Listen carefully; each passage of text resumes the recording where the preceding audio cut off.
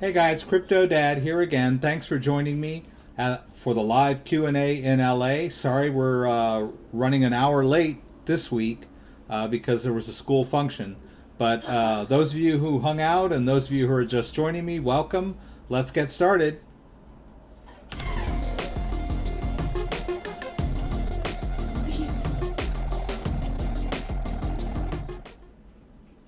All right, guys, thanks for joining me. Like I said, there was a school after school function at 5:30 tonight, and we went to that. And I didn't think I was going to get back till later, so I had originally scheduled it for 8. So there might be some people that saw that earlier and might be waiting until 8. But I figured I was home earlier than I expected. Some of you might have been hanging around since 6, wondering if I was going to show or not. And so here I am. Grand Illusion, Shahid, thank you for joining once again. Let's go back over here. Oh, we're going to have to mess with the resolution here. I have the resolution set normally at HD. But I did a lot of videos and the screen was just way too small for a lot of the stuff I was doing. So I have to lower my resolution when I do my videos, and I figured the live stream should be no exception. So now you can see my whole screen. Alright, so let's, whoops. I don't know what's going on here. Alright. Okay. It's acting weird. Okay. Alright. Okay. Good enough for me. Alright, so here's this is the big story of the day. Bitcoin. Bitcoin was earlier was up around 58 something. And then it spent most of the day about $100 less. So let's look at the one day. So as you can see, early in the day, it got up to like 58.64. And then as the day wore on, it kind of lowered down to this range, the 57 range, and kind of hung around there most of the day. Even then, a little towards 3 o'clock. And I'm not sure what this is, if this is UTC or whatever it is. But as you can see later in the day, it was still around 50. And then over the last couple hours, it's gone back up. Now it's pushing 59, right?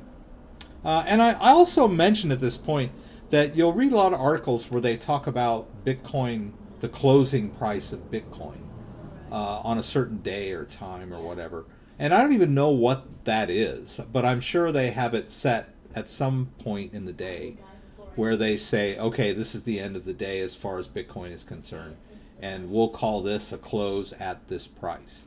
But as we all know, Bitcoin is traded 24/7. So it's not like the stock exchange. It doesn't really close. And so I'm assuming that whoever decided this Bitcoin close time is probably being U.S. centric, right?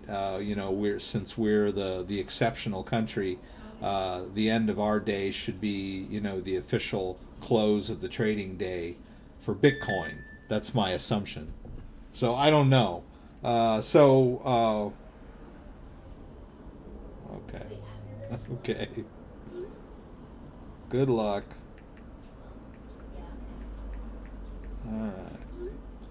All right. So let's get this. Let me get the screen up so I can see you guys. All right. So a few people joined. Sorry again about the hour delay. I thought it was going to be a 2-hour delay, but I figured I'm here. Let's do this thing. Josh Shahid has been here. Oh, okay. Oh, Shahid Hamid, you changed your icon. I thought you were new. Scott Lee's here. Yay! That's great. All the regs are here at the moment. That's great. So we're talking a little bit about what was happening today with Bitcoin in general. I noticed that the lower cap altcoins they didn't really jump up with Bitcoin at the beginning of the of the day, my day. But they have sort of caught up a little bit, but not really as much as Bitcoin. Bitcoin and Litecoin were the big winners today, and I guess Bitcoin Cash. But so we're going to have to wait for the altcoins have kind of been beat down. I mean, Cardano was up around 9 in early April, so it's kind of been beat down over the course of the month. So it's got some upside potential, I would assume, at least to get back to where it was. And Stellar too. I think Stellar was pushing 12 at one point earlier in April. This is the new month now. And Litecoin, if I recall, was up around, was pushing 100 early April. So the altcoins have some room to catch up to Bitcoin, is at an all-time high for the year, obviously. Doing good. And there's a lot of positive sentiment out there. And one of the indicators of that is how it shrugged off this thing from last week with the Tether Bittrex scandal, if that's even what you want to call it. I talked about it last week. I didn't think it was that big of a deal, but people tend to take these things seriously. But if you look at it, even on the face of it, where the Bitfinex Tether accounting irregularities have nothing to do with Bitcoin in any way or form. I mean, the only relation that it has to Bitcoin is that a lot of people use Tether to buy Bitcoin. But that really, I mean, that still has nothing to do with Bitcoin or cryptocurrencies in general. It's just one altcoin, and it's a stable coin. It's not really even what most people would consider a cryptocurrency, because it's tied to the US dollar, which is a little funky to begin with. But, that's what the function of an altcoin is. So, and the altcoin didn't lose any of its value. I mean, if you look at Tether, it's back at $1. It went down to like 97 cents, I think, during last week's, panic sell or whatever you want to call it. But so the market kind of shrugged all of that off, which is that to me, that's a sign of strength. But if you look at the news, the Bitcoin news, there's just a lot of institutional, there's a couple of things I saved in live topics that I'll get to. But I didn't get a chance to bookmark all the news. So let's just double check here. It's all the way over here. All right, so Facebook. Facebook is talking about their own Facebook coin. Now, to the crypto purist, this so-called Facebook coin has a lot of things that don't jive well. First of all, they're working with Visa, MasterCard, who are traditional pay, companies. So and then they've even talked about this Facebook coin being some kind of a stable coin, so that it's not as volatile. They're always, pointing out how volatile cryptocurrencies are, and Facebook wants a coin that people can use on their platform to send value back and forth. That's going to be stable. So they're talking about making it some kind of quasi-stable coin, which is not really what a stable coin function is. It's not really, it's meant to park your winnings or your cash or your value, on the sidelines while you're waiting to jump into the market. It's pegged to the dollar. Whereas a real cryptocurrency is for, buying and selling and spending. And yes, they are volatile, but that's the beauty. Over the long haul, we're hoping that they will become more valuable as time goes by, which is in stark contrast to the US dollar, which tends to always lose value. I mean, just think about it. You hear things like, well, adjusted for inflation, we bought the state of Alaska from Russia in 1867 for $20,000, but adjusted for inflation, that'd be like, you know, 3 billion. Well, we all accept that sort of thing, and we never question it, and we never ask why. Why does our dollar buy less and less every year? You know, and this is what we're putting all our faith and trust in. A dollar that loses value steadily over time, right? Like the dollar, you know, the meal that you bought at McDonald's 20 years ago cost you $10, and now it costs you $15 or $20, you know. And so, and we all just kind of accept that. But wouldn't it be nice if we used the medium of exchange that we used actually gained in value, was deflationary instead of inflationary? Anyway, I digress. So let me see if I can find... So that's a big thing, this Facebook thing. And then there's this other thing with Microsoft and who? Somebody, Microsoft, and I'll have to search a little bit here. Let's go over here. Maybe it'll be here.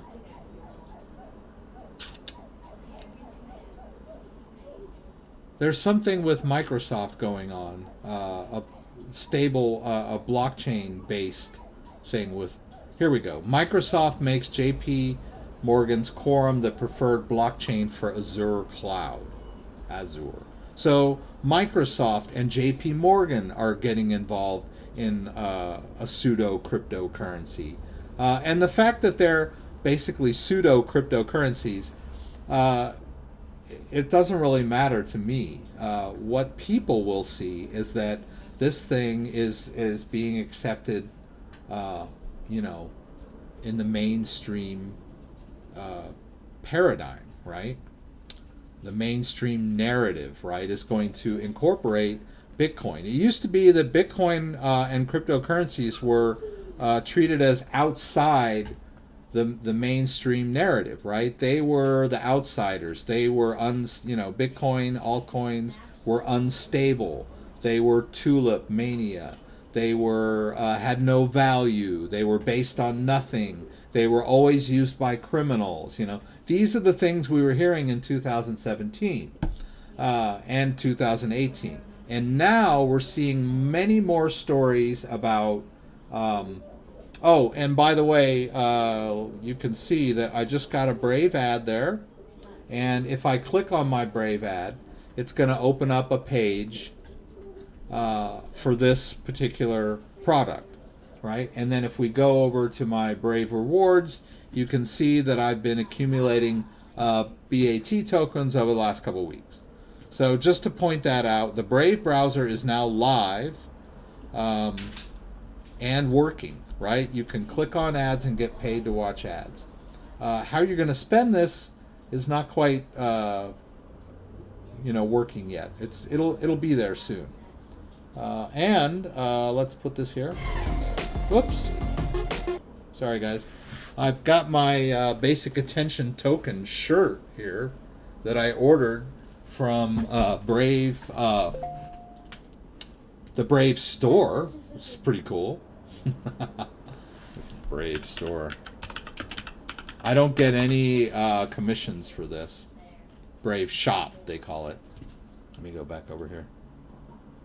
Yeah. So you can go to the Brave store.brave.com and buy merch, shirts and stickers and caps and cool stuff. So I decided to get a little bit. All right, so we're talking about the news. So Bitcoin is up. That's a big story. There's been a lot of institutional stories about how big companies are getting involved. Here, Fidelity is getting involved. Bakkt is starting to finally get involved.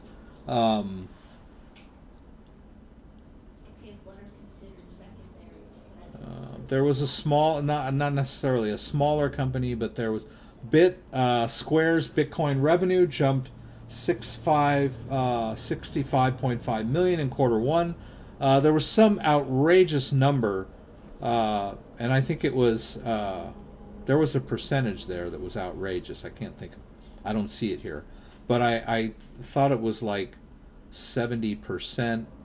I don't know. It was 80% gain. Yeah, the number I saw was 79. So Square app, you can buy Bitcoin on Square app, and their Bitcoin purchases on their app have increased by 80% this quarter over the last quarter. So we're seeing an explosion of people buying Bitcoin, and then we're seeing a lot of institutional firms that are providing Bitcoin investment options to their clients. Let's see if we can go down a little further.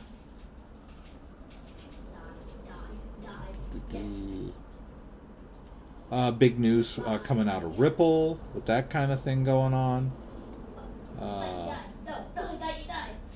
Bitcoin ended April. This is where I was talking about the closing price of Bitcoin. You know, they put a marker at the end of the month and they said, okay, this is the closing price of Bitcoin at the end of April, and it had a 28% increase with biggest monthly gain in a year. So Bitcoin, I think, and that makes 3 months in a row that Bitcoin has gained. So getting good. U.S. income taxpayers can get refunds in Bitcoin. This is not from the U.S. government. This is a third party that will convert your refund for you. But you do sort of submit everything together. And then when the refund gets issued, it goes to them and they convert it and pay you in Bitcoin. So it's cool. But it's not the U.S. government paying you in Bitcoin. That would be interesting. And then, this Tether thing is still going on in the background. Now they're going after the guys that were running that holding payout company for Bitfinex. So there's a little, there's still kind of, that story is still sort of brewing under the surface. But at this point, I don't see how that's going to affect the overall market. All right. So a couple of things I wanted to talk about. If you guys have not, let me just check here. Real Assets Forever, good to see you. King of Fun, good to see you. How to send ERC20 token from Ledger Nano S with my Ether wallet to an exchange. I will do that for you guys. I help somebody with that. Mr. David, I'm glad you're here.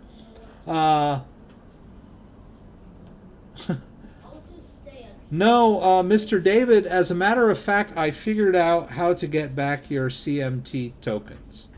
The only problem is we're gonna have to there's a word for it, extract your private key from your ledger in order to do it. And that is inherently a little bit of a risky operation, but it can be done. It's not impossible.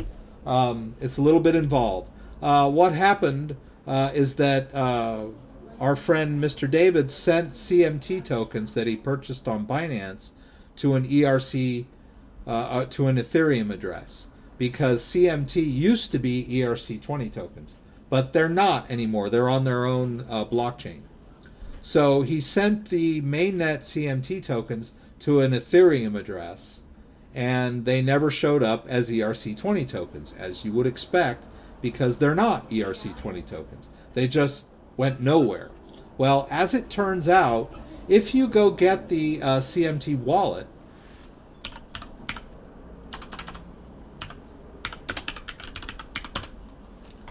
and I can show it to you here, as a matter of fact. Let's do that.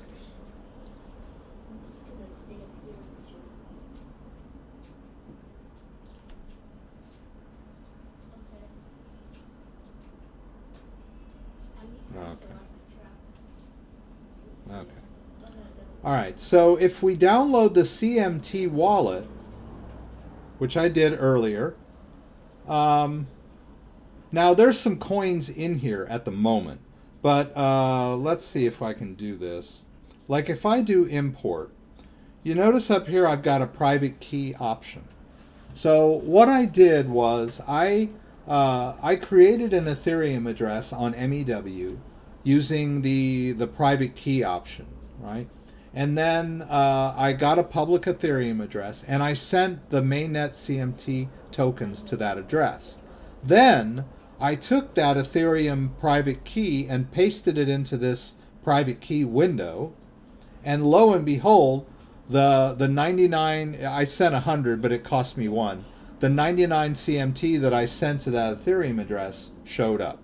So Mr. David, you and I can get together later in the next couple of days or whatever, and I can help you retrieve those CMT tokens that you sent.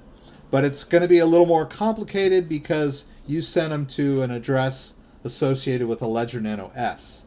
So we're going to need to extract that private key using your backup phrase. But it's possible. So good news on that front. First, before I go too far, let me just bring this up to you guys. If you don't know about this, you should go to Coinbase and earn these cryptocurrencies for free, right? All you got to do is take this little course. You probably could do it without even watching the video. You could probably answer the questions. They're just multiple choice. They're slam dunks, right? And you earn $50 worth of stellar lumens. I mean, $50. All you got to do is watch like 3 videos, or maybe with the stellar it's 5. I think you watch 5 videos, answer 5 questions, and then you get $50 worth of stellar lumen deposited in your Coinbase account. All right. And you could do the same thing with Zcash, Basic Attention Token, and 0x or ZRX.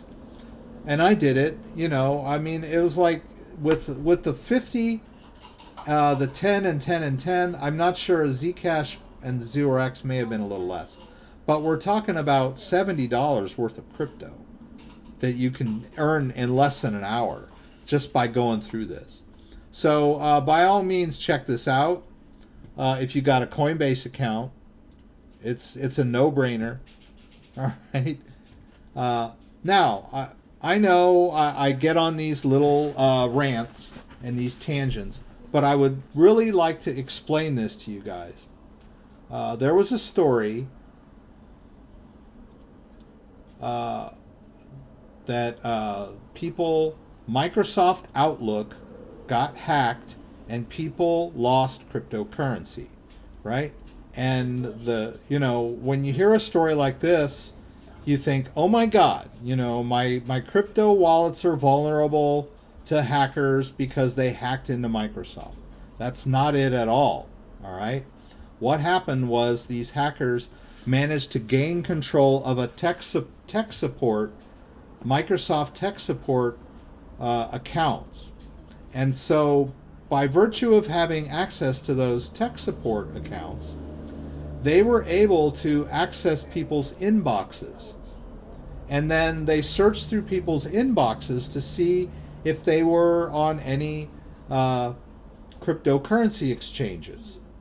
Binance, Coinbase, Bittrex, whatever the case may be. And then they were able to go to those cryptocurrency exchanges and do a password reset using the Outlook account, right? So here's a couple of things to take away from this. They didn't hack into any wallets. They hacked into exchange accounts. So lesson number 1, if at all possible, don't leave your cryptocurrency on your exchange accounts. Put your cryptocurrency in your own wallet. They did not hack any cryptocurrency wallets.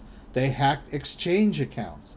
As I've mentioned before, the cryptocurrency you have on exchange accounts is not yours. You do not own it. It is being held there on your behalf. And that you are given access to it by virtue of having credentials, being able to log into the account. Once you're logged in, you can buy and sell deposit and withdraw. But if anyone else gets access to that, then your coins are gone. So, lesson number 1, don't store your cryptocurrency on exchanges because they're vulnerable to these types of hacks. And what possibly could be number 2 in this scenario? Can anyone guess? I don't know. There's a delay on this thing. The lesson number 2 is always have two-factor authentication on all of your accounts. If any of those accounts that these guys tried to hack into had two-factor authentication, like Google Authenticator, Authy, then they would not have been able to gain access to these accounts and drain the cryptocurrency out. It's that simple. So, lesson number 1, don't store your cryptocurrency, don't store your long-term cryptocurrency holdings on the exchange, unless you think you want to sell it anytime soon, right? If you're a trader, you know, more power to you. And then number 2, always protect your accounts with two-factor authentication. So that's fine. If you want to leave your cryptocurrency on an exchange, then more power to you, but at the very least, make sure you have two-factor authentication enabled so that no one can gain access to your account. And then I guess lesson number 3 is Microsoft Outlook mail sucks, right? Use Gmail, use Yahoo Mail, anything but Microsoft Mail. All right.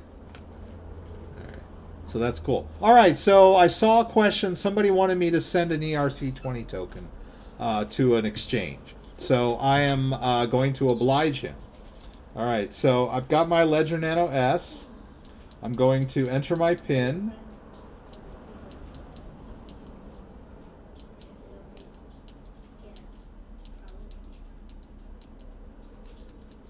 Oops.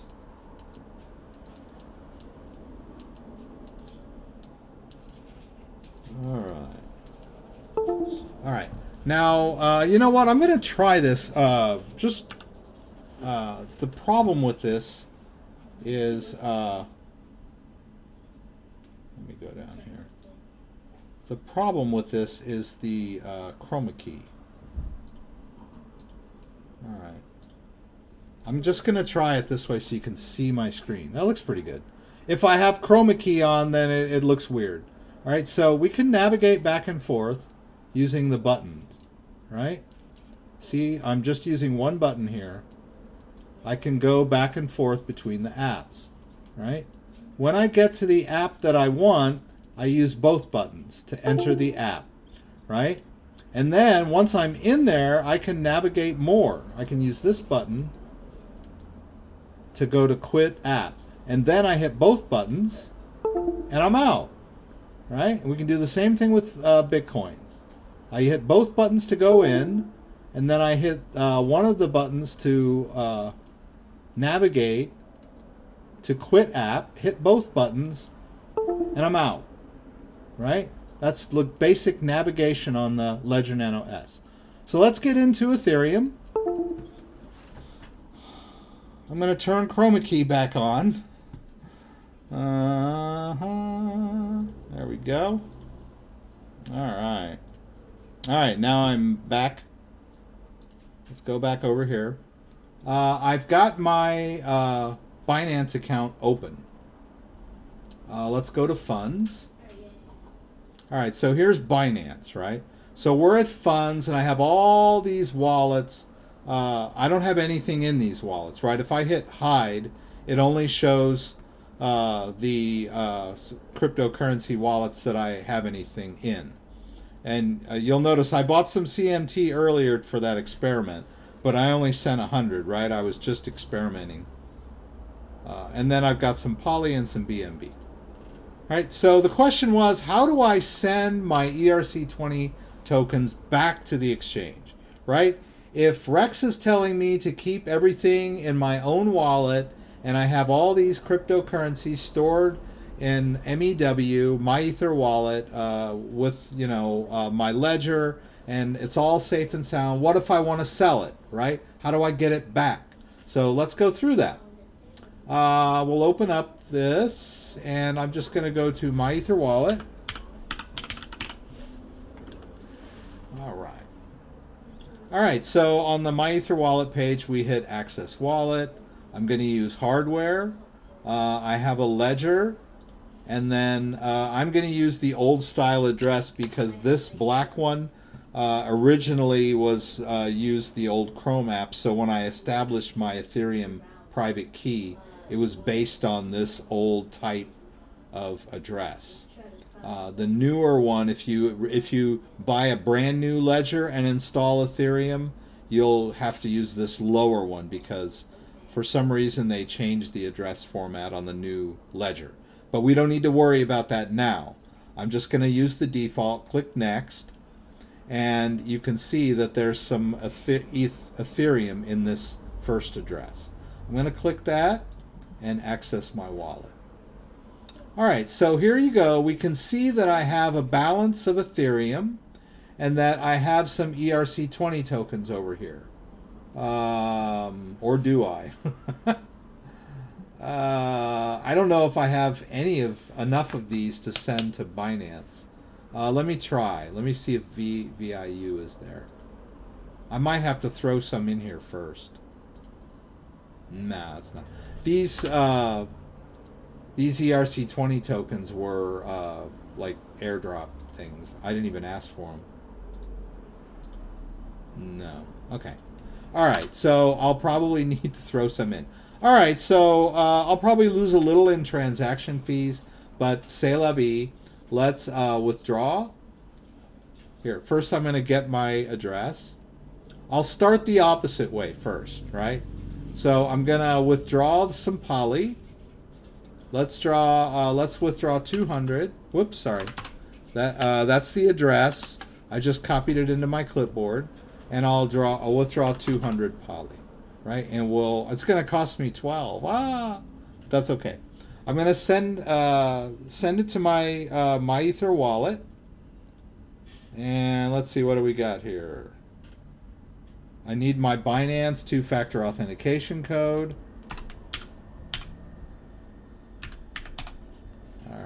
And then I'm going to verify the email.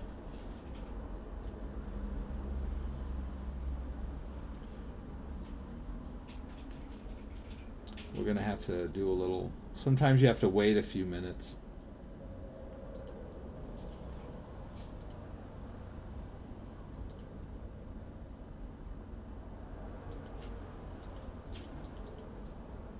Or two.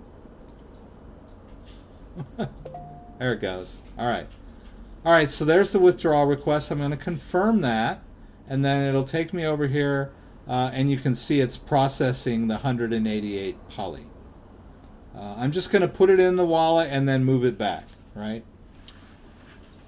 Now, you'll notice, too, that when I moved it out of Binance, Binance took it out of my hide, right? Binance took it out of my poly. They're like, okay, you have to pay a trading fee or a transfer fee, and we're just going to take it out of your poly balance, right? They took 12 poly from me in order to make that transfer. But my Ether wallet, once I get the poly in my Ether wallet and I go to send it, it won't cost me any poly to send it back. It'll just cost me the Ethereum gas, right? So let's refresh tokens. This is a fairly new. This refresh didn't used to be there. Now they have like a separate way to refresh. And then this one too. You can refresh your balance here. It used to be that if you refresh the web browser, you had to start all over again. And you still do. If I try to refresh the web browser, it'll start me from scratch, right? And every now and then I like to pick it up and maybe move it a little bit. Like that. Just so it knows I'm still here and won't go to sleep. That's a little trick to keep things going there. So let's hit this. Now it might take a while for the poly to get here, right? Once the poly gets here, I'll show you how to send it back. Pretty simple. I can look at it over here. I can see that it's still kind of processing on its way out and that it's going to this Ethereum address, right? but I know Poly is an ERC20 token. I'm confident of that. So, but always kind of try to double check your work. I had a couple of people that accidentally sent mainnet tokens to an old Ethereum address. So while we're waiting for that, let's see what's going on with the chat window.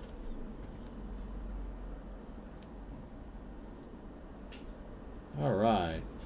Explosion of interest. I like that.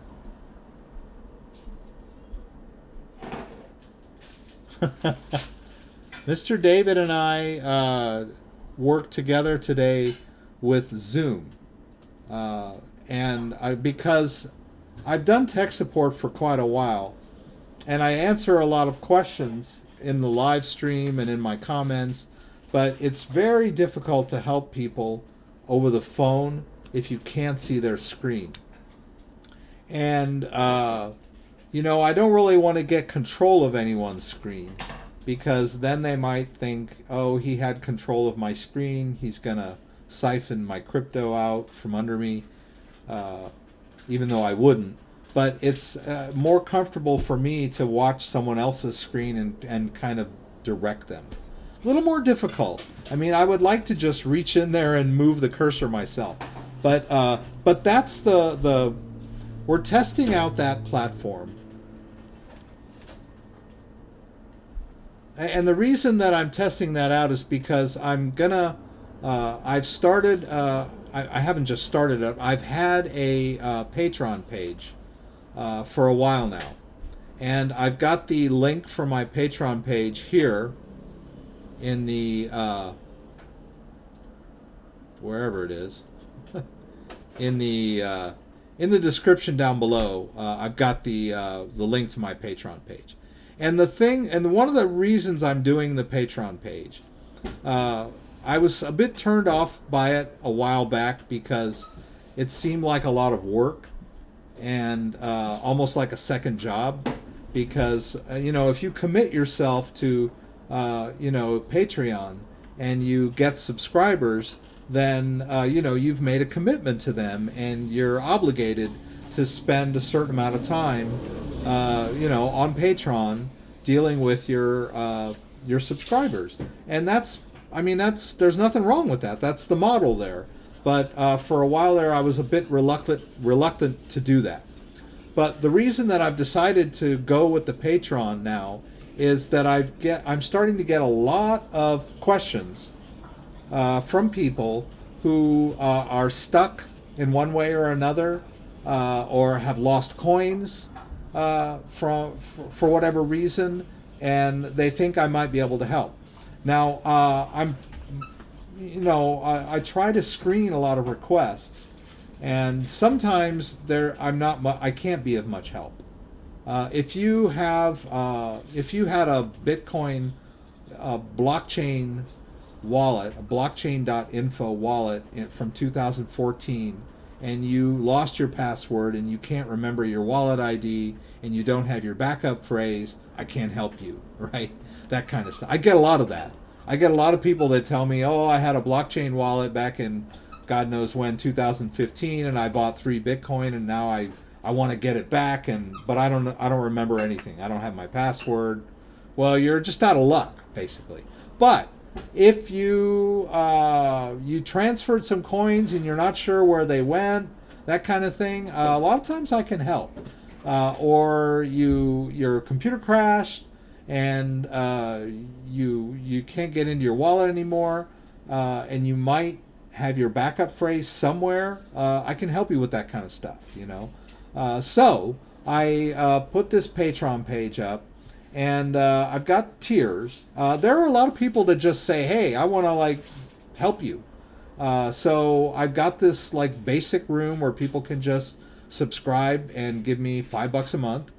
And I'm going to put ad-free videos up here, and so you don't, for your $5 you can watch my videos without having to endure commercials. And then number 10 is we're going to start doing Q&As here, smaller Q&As where I can troubleshoot and we can talk, and we can be more personal, and we get to know each other a little better. I can hear you, and then I'm going to try to incorporate Zoom to where, like, one of the people, if we got 10 people, one of the people can share their screen with the group, and kind of we can all see what they're doing, and I can walk them through stuff, that kind of thing. And then my top tier is that $50 tier, where you sign up and I'll give you a one-on-one session once a month. And you might only need it once, right? You might just sign up for the $50 tier, go through the session with me, and then just cancel, because all you needed was that one session. That's fine. That's doable with me. So, and then there's a lot of things that people might need, personal step-by-step instruction, like setting up a brand new ledger or restoring a ledger. I get that question a lot. How do I restore my ledger? And usually I can direct them to one of my videos, and it's step-by-step, and most people can do it. Other people might need more personalized attention, right? Some people may just want to know, how do I buy altcoins, right? Some people don't do well just watching my videos. Some people need encouragement, coaxing, correction of error, that kind of thing. So that's why I've put up the Patreon page for those of you guys who are interested, or if you got mom, dad, cousin, somebody that wants to buy crypto and can't figure out how to do wallets and stuff, send them my way. A lot of people have offered to pay me, and I never really could figure out a good way to accept payment. Right, so this, I think, is a good solution. And also a good friend of mine, Crypto Bitcoin Chris, is doing quite well on is doing quite well on Patreon. I think he's going to quit his day job. He's a trader, and he does analysis, market analysis, chart analysis, that kind of stuff. He's heavy into it, and he has a lot of people that are interested in Bitcoin altcoin trading, and but he's pretty much, this is like 24/7. I don't want to say 24/7, but I'll say he's probably a good 8 to 10 hours a day dealing with his Patreon group, which is great. I'm glad for him. So he kind of turned me on, and I thought, hey, this might be the way for me to go, so that I can, quit my day job eventually. So we'll see. So anyway, sorry to toot my own horn there for too long. Let's see where we're at with our MyEther wallet. All right, so there's our polymath tokens. All right, so the question is, how do I send these tokens back to the exchange, right? All right, so here we are. We're in MEW. We used our ledger to access MEW. So this is the public Ethereum address of this Ethereum app that's installed on here. The private key is hidden. You can't see it. It lives on the ledger, and you can only access it through those buttons, right? So, but we have tokens over here. So how do we send these tokens back? All right, so I've got 188 polymath stored in this address, and I want to send it back to Binance. All right, so let's go back over to our Binance account. Let's go to balances, and let's go to polymath right here. You'll see it. They still haven't quite. I may not be able to send that polymath yet. It may not have completely confirmed on the blockchain yet. Let's just double check that.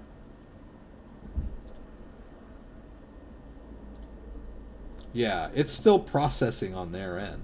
So I may not be able to send it back right away. Well, we might have to wait until it confirms. I don't know why. It shows up here, but it might still be confirming. Right? I think we can go here. I can do it this way. Right? And let's see here.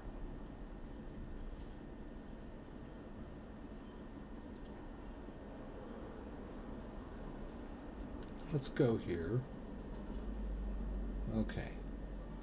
All right. So it says that I got the 188 polymath from Binance, and that it is here, and it's 7 minutes ago. All right. Now, you notice it took me to another site here. It just, I exited MEW. It opened another browser tab for me. All right, so why don't we try and send it back? All right, so let's go over here to Binance. Let's go back here to balances. Here's my Poly wallet, right? This is my Poly wallet. Has a nice ring to it. I want to make a deposit, right? So I'm going to hit deposit. And then this is the Ethereum address of the Polymath wallet on Binance. Not just the Polymath wallet, but my Polymath wallet on Binance, right? It's a unique address. So I want to send some Polymath back into this wallet. So I can just hit copy address. I can go back over here to my Ether wallet. Now, here's the trick, right? Send transaction. Now, I can see I have Ethereum here. How about Poly? Where is that? So I just hit this little drop down, and then I'll scroll down to Poly right there, right? And then I'm just going to hit entire balance. And there, it's 188. So where am I going to send it? I'm just going to click and paste, and there, I'm going to send it to this address. And we can eyeball it. We can go back over here. It ends in 5545, right? 5545, 03AD24, 03AD24. So we've eyeballed it. We know it's the right address. So let's send. Now, when we click send, let me go back here. When we click send, the transaction is going to appear on my Ledger device, and it's going to ask me to confirm it, right? So you want to pay attention to what's going on the Ledger. When I hit send, right? Now it wants me to confirm. So there we go. The Ledger is asking me to confirm. It's asking me to confirm the address. That is the address I'm sending to. And then it's asking me to confirm the amount of poly that's going out. Once I've done that, you'll notice that this button turns green. And now I can hit confirm and send, and I just sent the polymath back. So Binance is going to be a little bit confused because it's gonna go out and come right back to them. But that's okay. So there you go. I have cryptocurrency stored in my Ethereum address, ERC20 tokens, and I want to send them back to the exchange so that I can sell them, I guess, or trade them for Bitcoin or whatever. So let's go back over to Binance. Let's go back over here to balances. It's not gonna be 440 when all is said and done because it cost me 12 to send it to my Ether wallet. But if you'll notice on my Ether wallet, it didn't cost me any poly at all.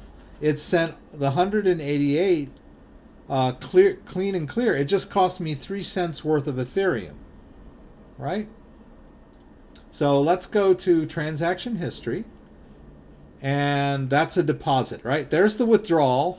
The withdrawal of 188 is still processing, and now my deposit is coming back in, and still it's processing into my wallet.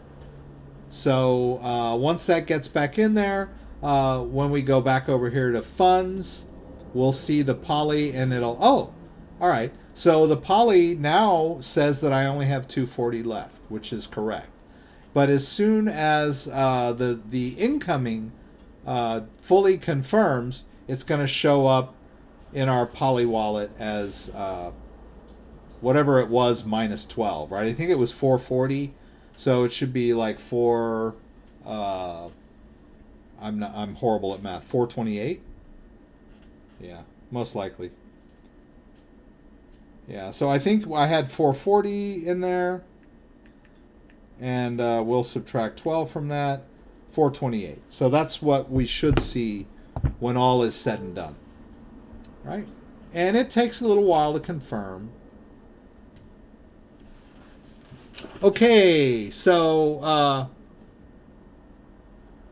I'm going to show Grand Illusions here from Idaho. He's got a link to CoinBook. I think I noticed it the other day. I think it popped up as an ad in Brave. Scott asked me about the Ledger X. What is better about it than the Ledger Nano S? Well, for one thing, I haven't received mine yet. They were supposed to ship in March and they got delayed. So number one, I haven't seen it yet. But the promise is that it holds more apps. And as you all know, if you've watched my live stream, you've seen me shuffle apps on and off a Ledger Nano S countless times because there's not enough room for all the cryptocurrencies that I'm holding that are compatible with the Ledger, right? I've got like 15 different private keys for different cryptocurrencies stored on the Ledger, but I can only hold like 3 or 4 apps at a time. So if I want to play with my Cardano, I have to delete my Ethereum and then put my Cardano back on there. So the promise of the Ledger Nano X is that it can hold 100 apps. And just that alone is enough for me to want to get one. It's not that much more than the Ledger Nano S was when it first came out. I think the Ledger Nano S was around $80. It's gone down now. But the Ledger Nano X is like 109 or 119, something like that. But just being able to hold all my apps at the same time is enough. But in addition to that, it's also Bluetooth enabled, and it works with your phone. So it's more of an on-the-go type of thing. So we know that there is a Ledger Live app that we can install on our phone that will show us our balance and allow us to send and receive. Currently, I can't send anything from that app. I can receive. I can click into the app and get an address and copy it and pull it over to another phone app and transfer money into my wallets. But not till I get the Ledger Nano X will I be able to actually send from my phone. So we'll see.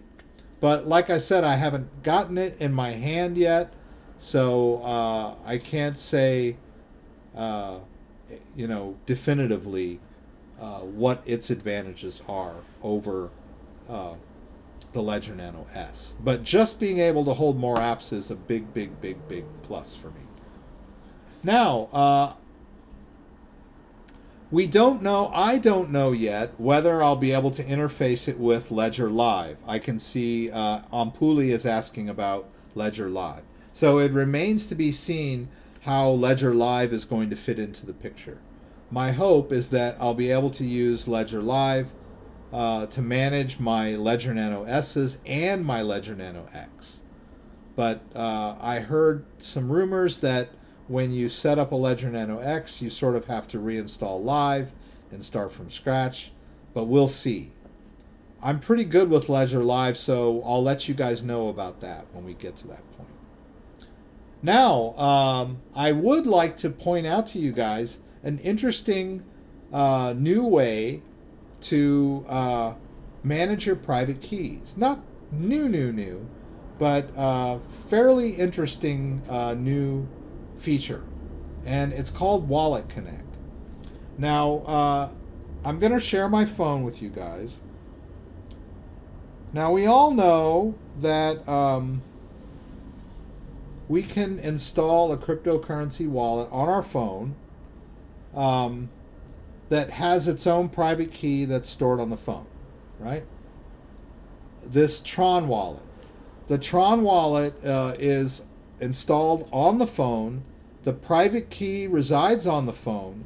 And when I set up the wallet, they asked me to write down a seed phrase. So the wallet is backed up.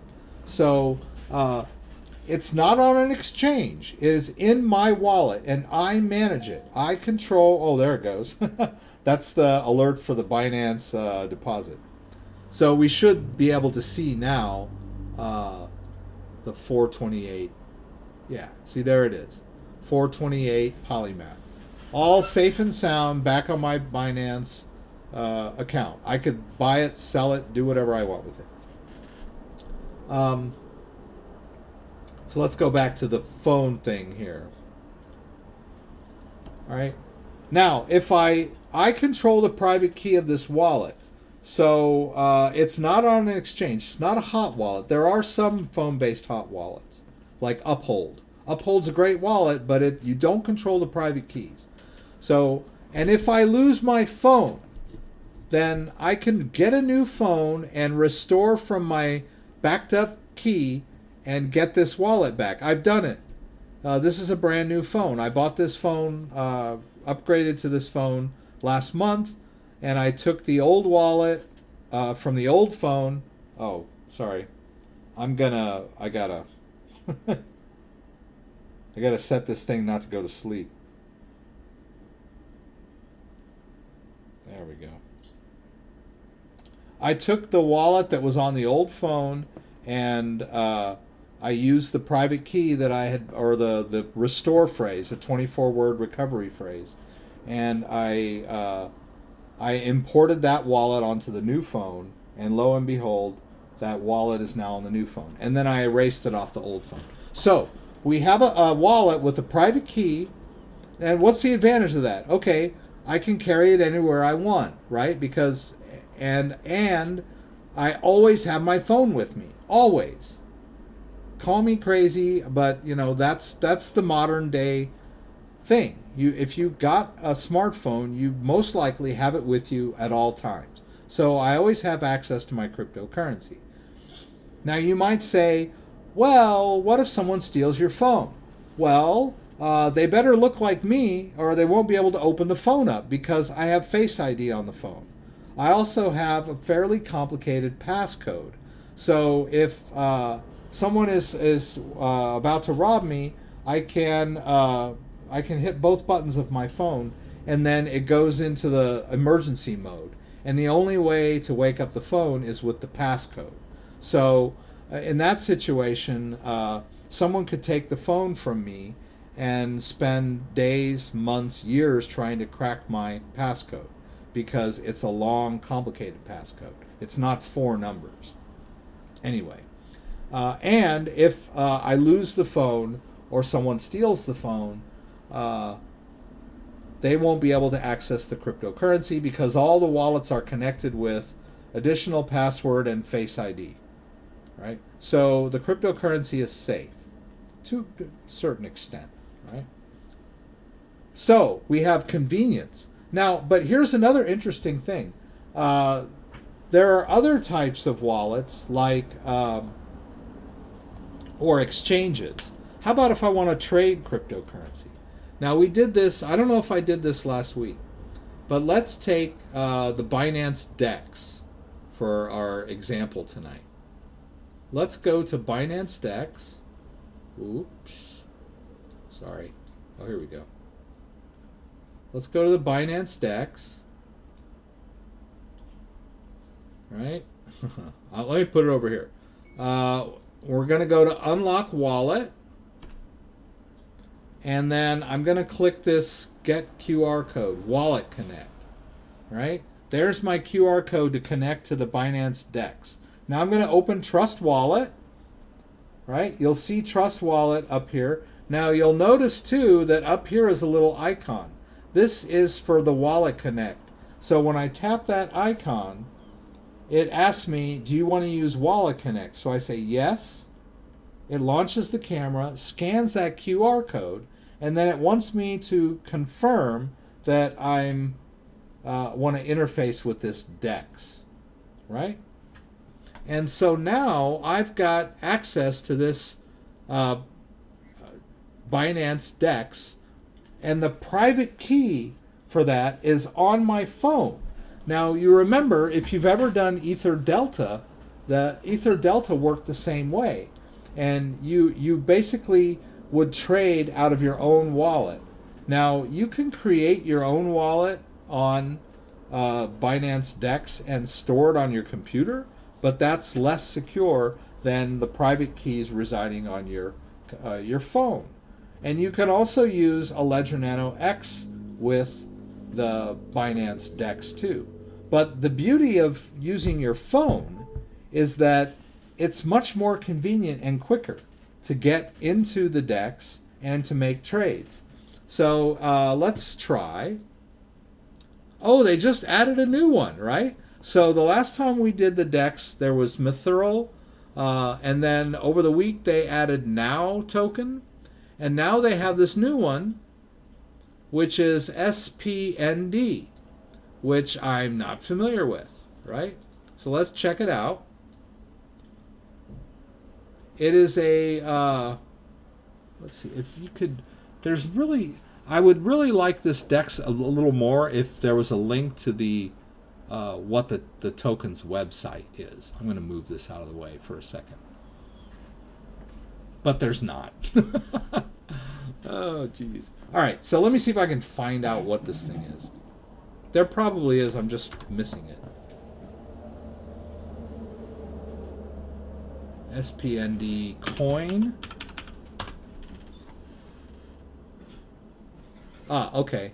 There it is. Spend releases plan to launch Spend Coin on Binance Chain and Binance DEX with cross-chain interoperability. So it's called Spend Coin, right?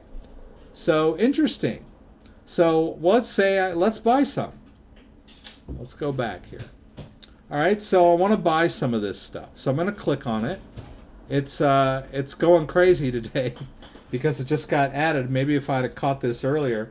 Now I have some BNB coin. I have 8. Let's do, I don't know, it's pretty high. Let's do, pardon me. Let's do 50. All right, let's go crazy, right?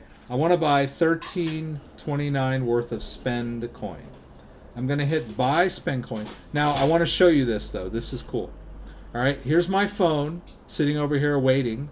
I'm going to hit buy Spend Coin. And notice the transaction approval comes up on my phone, right? The phone controls the phone. The private key is on the phone. The phone controls the private key, so I must approve the transaction from the phone. You notice that down there? I'm going to hit the approve, and boom. I just made a trade using my phone as the private key controller, right? And I like this better than the Ledger because I gotta, with the Ledger, I have to connect it to my computer.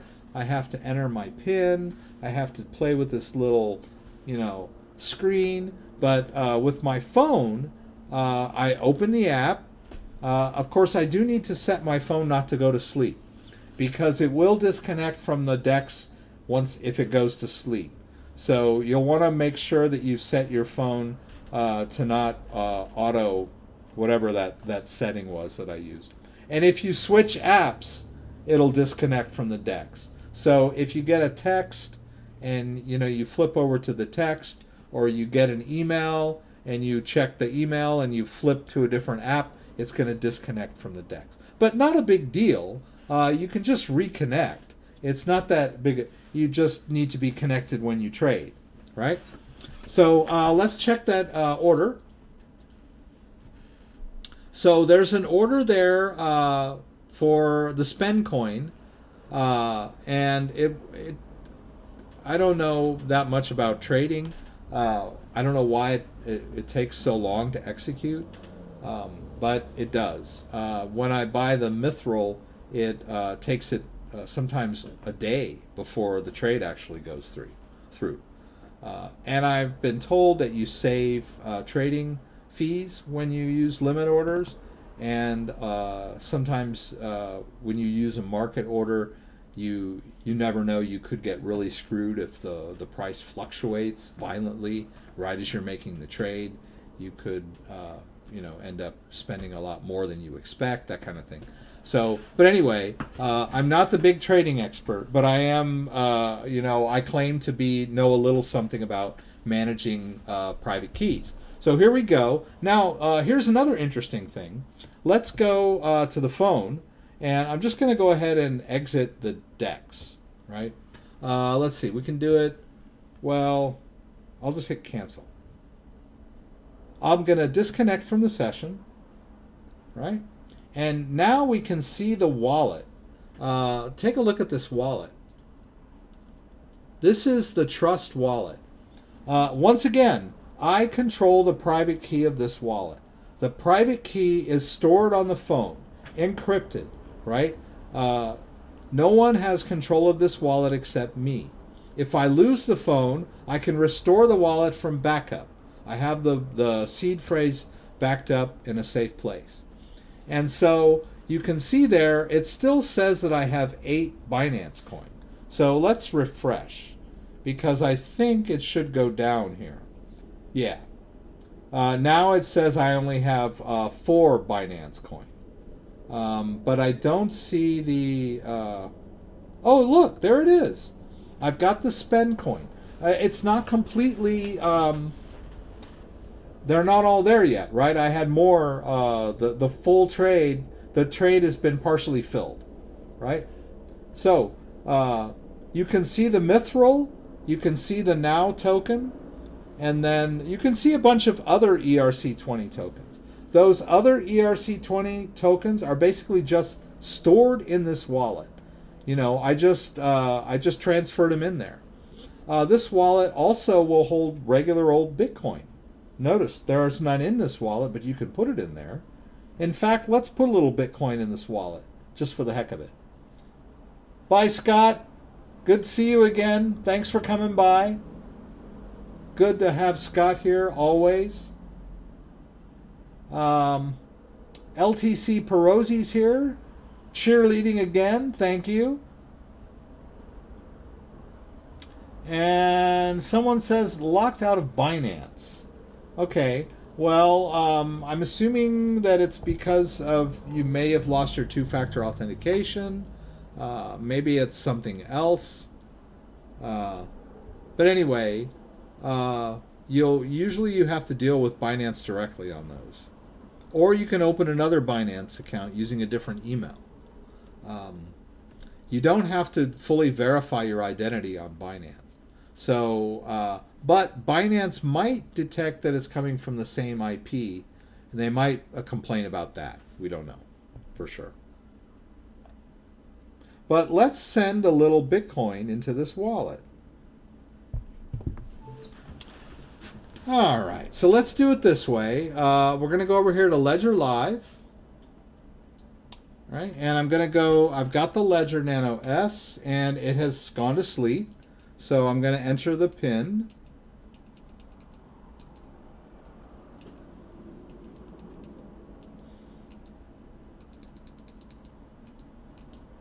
All right.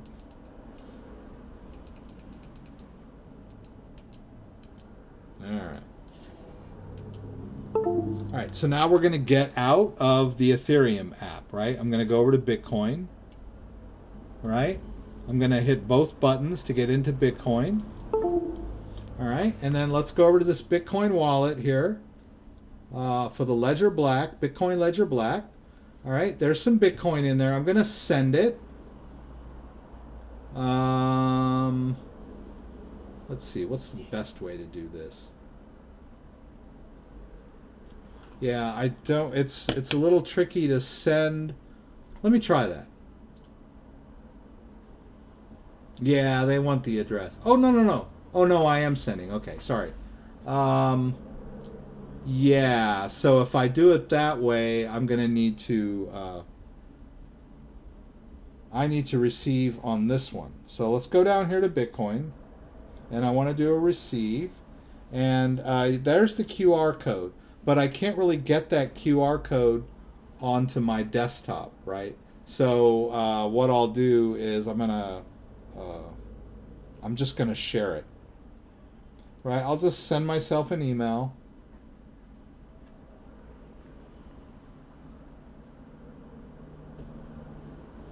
With an empty subject. Just so I'll have that address. Let's go back. Let's watch that address. And I'm just going to go check my email.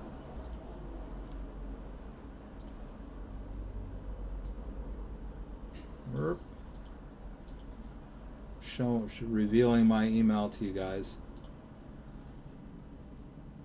Alright, so there's the email. There's the Bitcoin address that we're looking for, right? Yeah. Alright, so we're going to copy that. Let's go back over here to Ledger, and now we can do our send. And then that's the address, right? There's the Bitcoin address we're sending to. We're sending to the phone. I might be confusing for you guys because I got both of them open at the same time. And so what are we going to do? Let's send point 0.005, $30 worth of Bitcoin, just for the heck of it. We're going to get a little bit of network charges, right?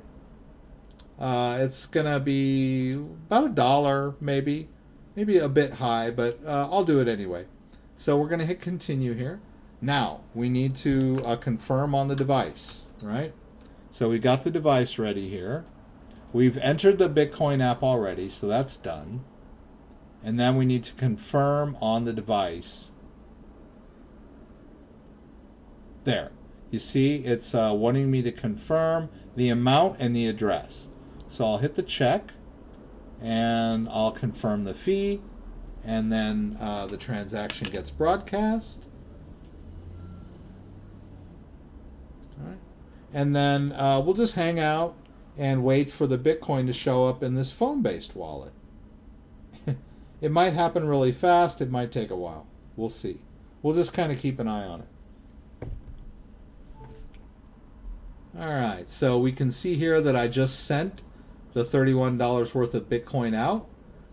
It's going to take it a little while to confirm on the blockchain. Hey, Parlay, good to see you. I was a little late myself.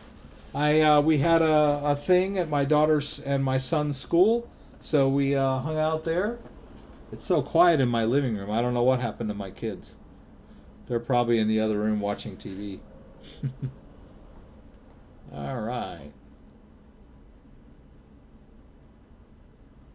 All right. Okay, so he wants to... Okay, so this is a good question. How do you get access to the account after you've lost your phone? Right? Now, I talked about this a while back. Let me show you... Let me see if I can... Yeah, I don't want to open it unless I've... It's going to take me a sec. I'll do it, though.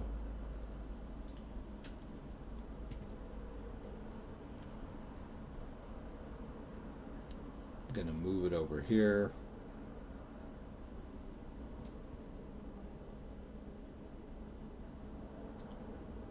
Yeah, I'm just going to do a quick edit on... a picture for you guys. Real quick here.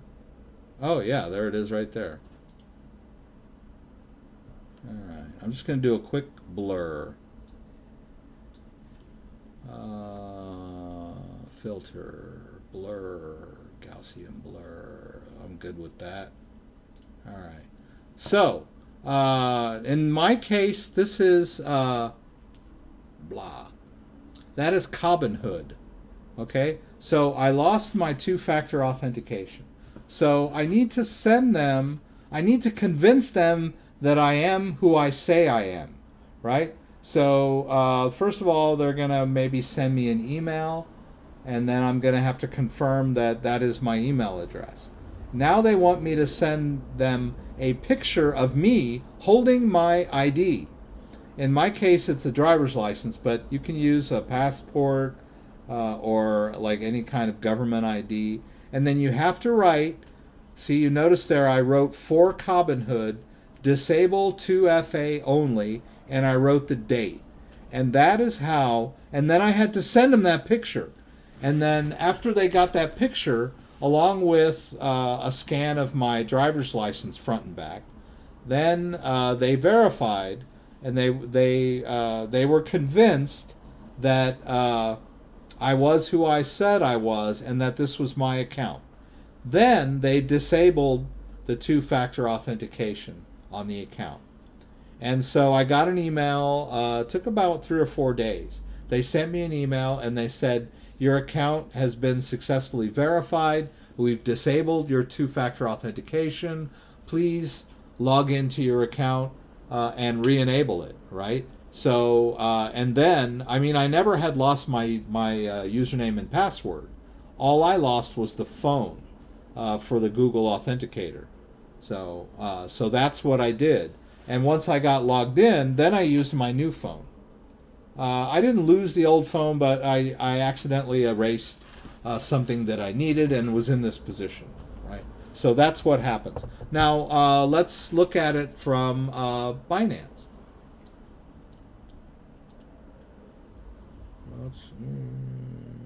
Yeah, I'll save it. All right.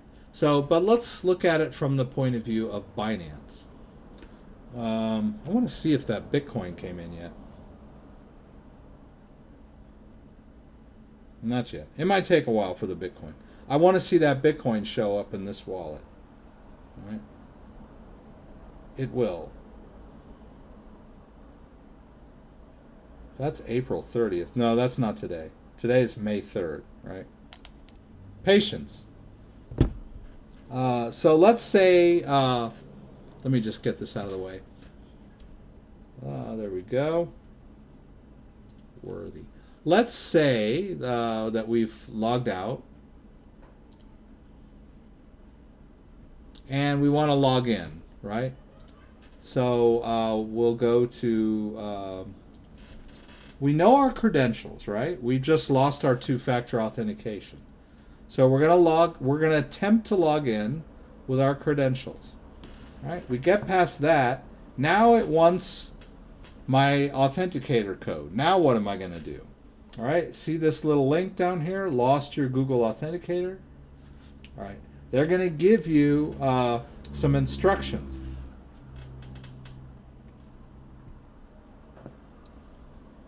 If you previously saved your 16-digit recovery key for Google Authenticator, when first setting up on your phone, you can use this recovery key to quickly restore your Google Authenticator app. And I have some videos on how to do that.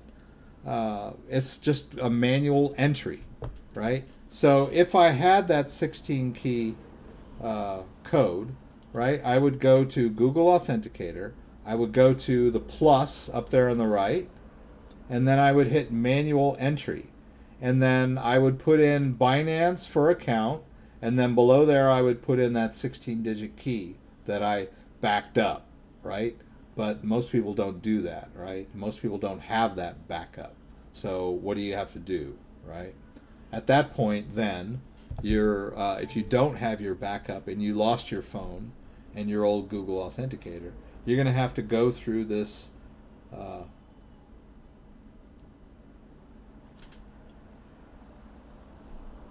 immediately re-enable Google. When you regain access to your account, then write your new 16 digits somewhere. Okay, so they want you to do that. Thank you in advance. Okay, so you have to tick both of those boxes and move on to the next thing. I'm not going to do it, but at that point, when you move on to the next thing, that's when it's going to ask you to scan your ID, front, back, and then take that crazy picture of yourself holding your ID. A selfie, and then like a little note saying, hey, Binance, please reset my two-factor authentication, or 2FA, and that you'll submit those documents to them. It might take a while, and then they'll send you an email, either yay or nay, right? They might reject you. You never know.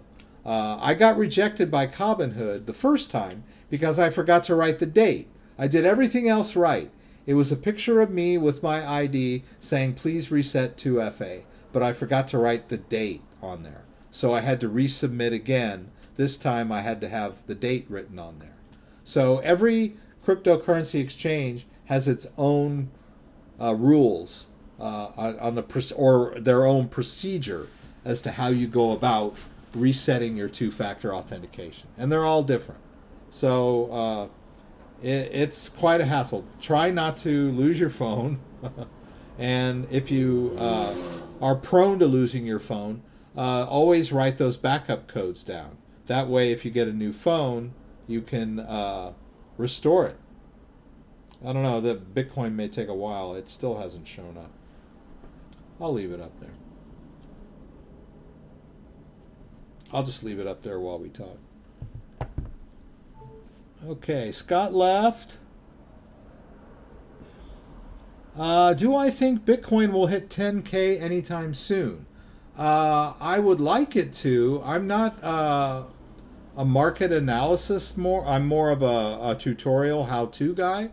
But we talked a lot today at the beginning of the live stream about the news of Bitcoin and how the market is behaving.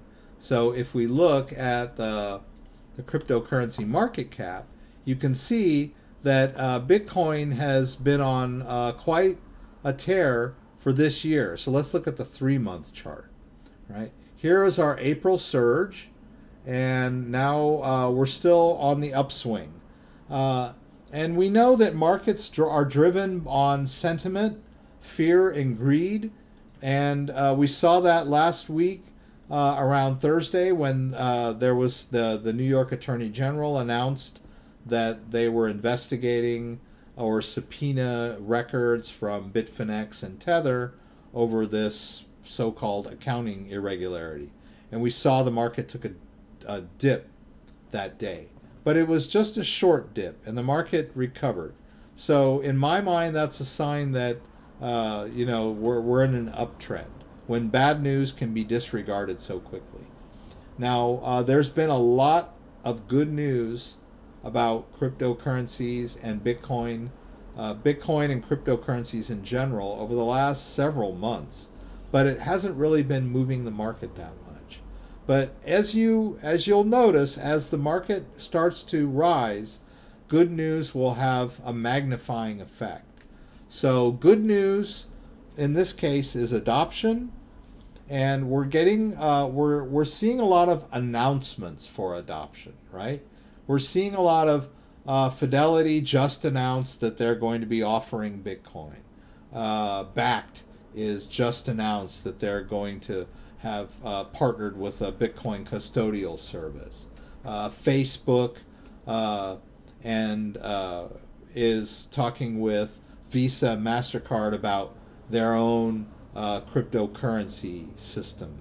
Microsoft and JP Morgan are partnering. These are all announcement good news. So when these things actually happen, when they actually start to get implemented, now there's always the buy the rumor, sell the news thing. There may be a little bit of a downturn when these things actually come into play. But the idea is that once Fidelity and Bakkt and all these investment firms are up and running and offering their institutional clients and their retail clients Bitcoin funds or straight up Bitcoin, they might say, hey, you want to buy Bitcoin? We'll sell you Bitcoin, and they'll store it in their own cold storage or wherever, right? That's going to have a great impact on overall on the market, right? So in my view, we've got upside potential. Whether we're going to hit 10,000 this year, I would like to see that, but I can't. I'm not a financial advisor. I don't have any kind of licenses, so I'm not really qualified to tell you that Bitcoin is going to hit 10 grand. But the question from D was, do I think? And yes, I think that it could hit 10,000 this year. I would like to see it. Plan X downloaded Brave onto Windows but is not responding. Suggestions. Interesting. Okay. So Brave browser, you can download it for Windows. I don't know. Maybe the version of Windows that you're running is maybe it's not Jive completely. Although most people are running 64-bit Windows, right? So it should suggest that you download Brave for Windows 64-bit. And then once you download it onto your computer, it should be in your downloads folder. It's been a while since I downloaded it. There, right there. Oh, that's Brave Dev. Where is Brave?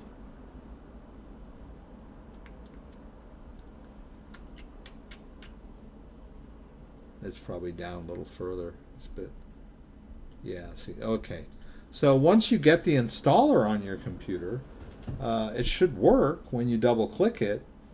I'm not really sure why it wouldn't be responding. Maybe after you installed it, it's not functioning. I'm not quite sure what you mean by not responding. But it's usually a pretty straightforward process to download and install the Brave browser. It's pretty much the same as, you know, downloading and installing Chrome. You might want to check to make sure your hard drive is not full, or you're having other issues with your computer, possibly.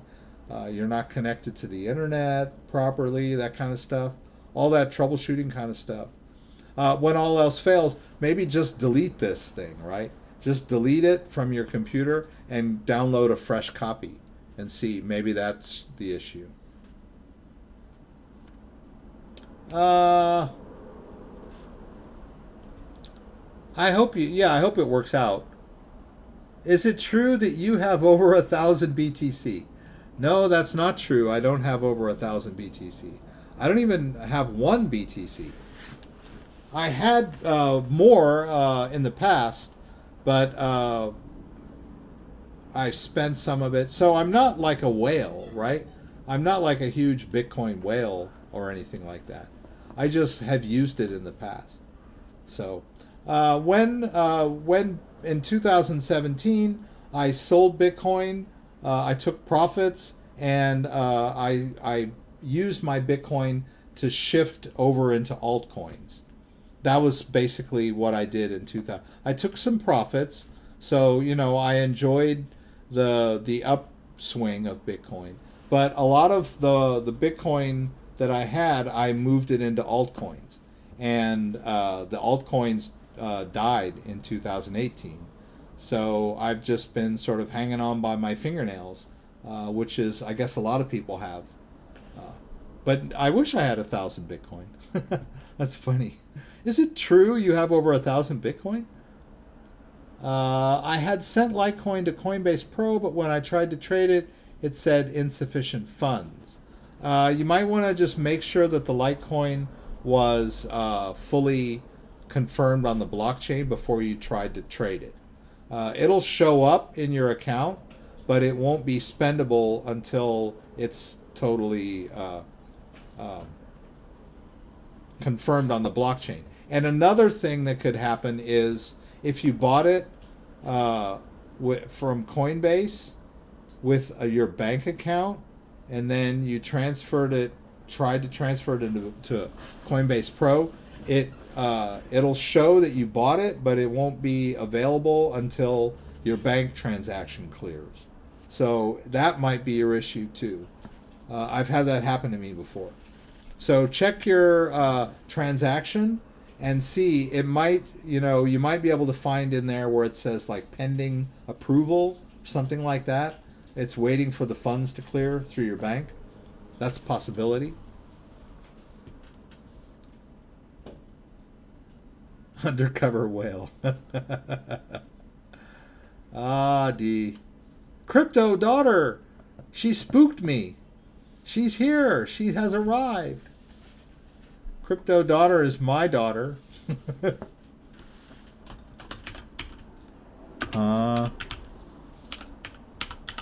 Hope I spelled that right.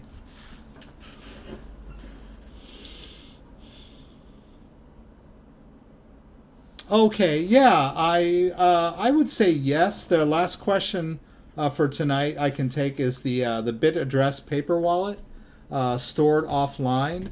I like, and if you can go to bit address.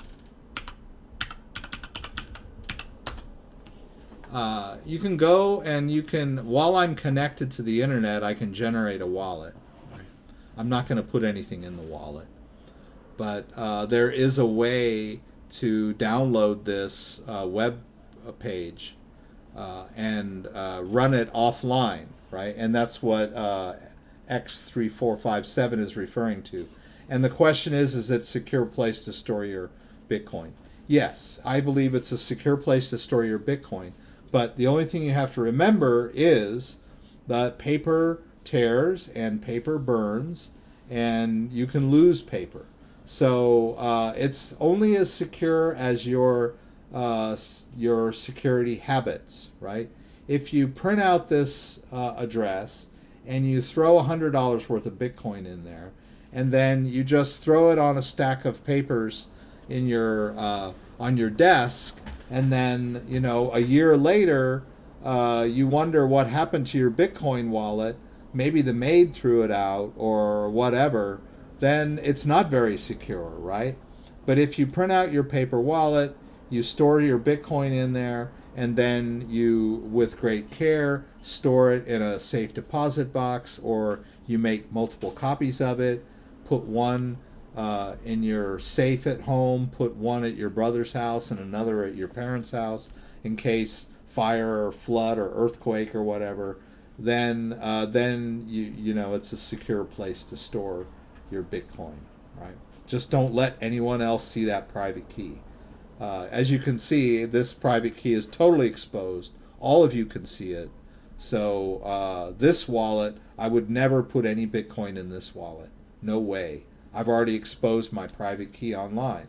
So take great care when you generate your wallet, print it out, and it's a very safe and secure place to store your Bitcoin. Not very convenient, but very secure.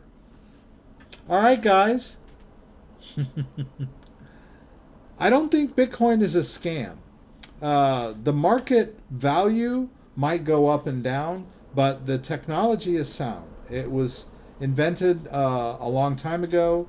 It's been around 10 years. It's open source. Anyone can see how the code works. A lot of other blockchain-based currencies are based on the Bitcoin software. So I wouldn't call it a scam. There may be people out there trying to scam you by telling you they're going to give you Bitcoin, or trying to trick you into giving them your private key. Those are scams.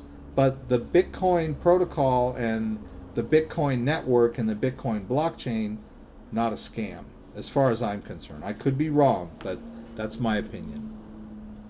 All right, guys, thank you for coming. Sorry for the late start. Don't forget, every Friday night, 6 p.m. Pacific Standard Time. I'll be back again next week at 6. Join me for the live Q&A in LA. Throw out any questions that you may have. I'll do my best to get them answered. Check me out on Patreon if you want to throw your support behind me.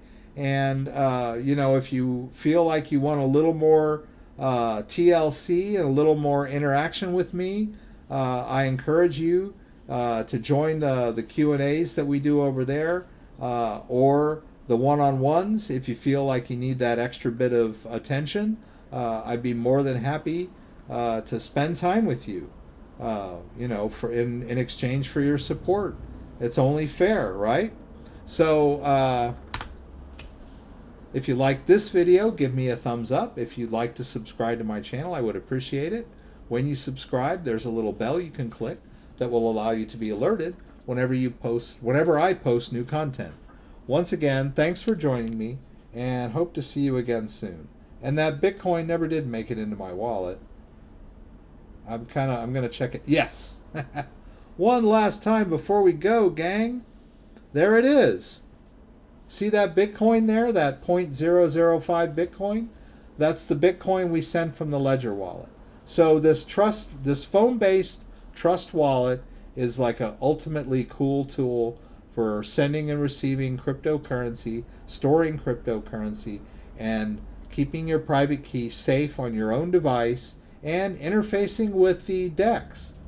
The spend coin still hasn't completely filled the trade that we did for spend coin. but we'll check it again next time. Anyway, guys, have a good night.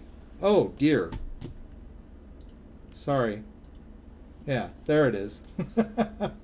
There's that Bitcoin that just came in, that 0.005 Bitcoin on the phone. So we successfully transferred the Bitcoin from our Ledger Nano S based wallet to our phone-based Trust wallet. So check out the Trust wallet. Pretty cool wallet.